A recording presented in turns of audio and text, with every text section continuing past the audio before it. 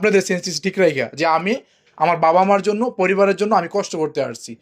অথবা আমি আরেকটা কথা এটু ভাঙে বলতে পারি যে হ্যাঁ ভাই যে কোনো কাজে রিস্ক, আল্লাহ খায়াত মতো আল্লাহর কাছে।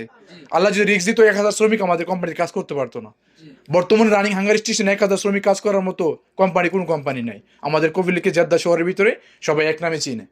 শুধু এক নামে বলবেন আমি কার্লুক, আমি আলবারেকা শরিকা, হাদি আমার কফিল, জেদ্দা শহরের ভিতরে যখন কাজে বাইর হইবেন এক নাম দেখলে আপনার সালাম দিব। ভাই আপনার জীবনটা ধন্য, আপনি এই কোম্পানিতে কাজে আসছেন, আমাদের কোম্পানিতে কাজে আসছেন, আপনার জীবন ধন্য। আমি আবারও বলতেছি আপনাদেরকে 1000বার, কোনো মানুষের কথা কানে দেবেন না, এক কান্দা শুনবেন এক কান্দা ভাই করবেন। আপনারা আজকে আসছেন কতদিন হয়েছে, 5-6 দিন হয়েছে না? দেখতেছেন তো লোকগুলো যে কাজ করতেছে, কত সুন্দর কাজ করতে, খাইতেছে, ওর সেফটি ও ডিউটি যাচ্ছে, কেউ কারো ডিস্টার্ব করতেছে? আমি তো আপনাদের কোম্পানি বাইরে রাখি নাই, বলছি ভাই কোম্পানি বাইরে একদিকে, কোম্পানি আরেকদিকে, যেখানে বর্তমানে রানি কাজ চলতেছে আপনারা সেখানেই আছেন, দেখতেছেন, বুঝতেছেন। আমি চাই আরও বুঝেন, দেখেন, কিন্তু আপনারা কাজ আপনারা বুঝে নেন।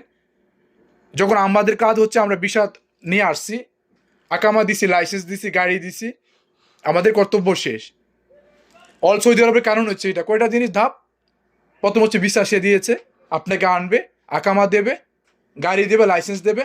বাবা তোর কাজ তোর দায়িত্ব, তোর কাজ তোর দায়িত্ব, তুই করে খাইতে পারলে খা, আমার যেটা কথা ছিল আমি তোরে সেটা করে দিছি।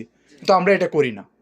আমরা কি করি, যথেষ্ট পরিমাণে 2 মাস 1 মাস হেল্প করি ওরে, আমরা দেখি কতটুকু মধ্যে সে যাইতে পারে, তার পিছিয়ে আমরা সবসময় থাকি।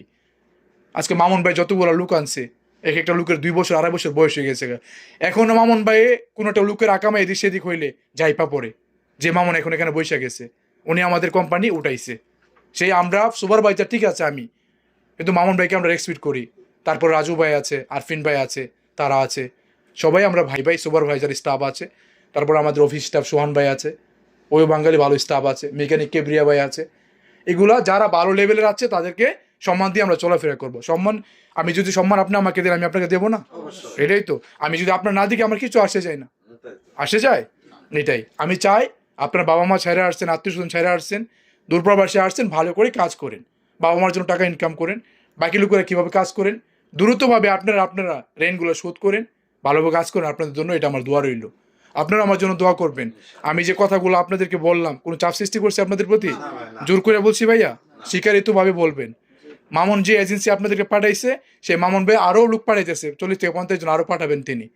ওনার জন্য দোয়া করবেন যে টাকা পয়সা বড় কথা না, ভালোটা রিজিকের ব্যবস্থা যে করে দিতে হবে। হয়তো মামুন ভাই এজেন্সি আপনার কাছ থেকে টাকা নিয়েছে কাজের জন্য, ওরও তো ব্যবসা এটা। তো ভালো মানুষ কিন্তু টাকা নিয়েও ভালো কাজ দেয় না, কোম্পানি দেয় না, ভালো কোনো পজিশন দেয় না। তো মামুন ভাইয়ের জন্য আপনারা মন থেকে দোয়া করবেন, দোয়া করবেন কি না? এটা দোয়া করবেন, তিনিকে বলবেন ভাই আপনি জেনে পাঠাইছেন, আমরা আপনার জন্য দোয়া করি।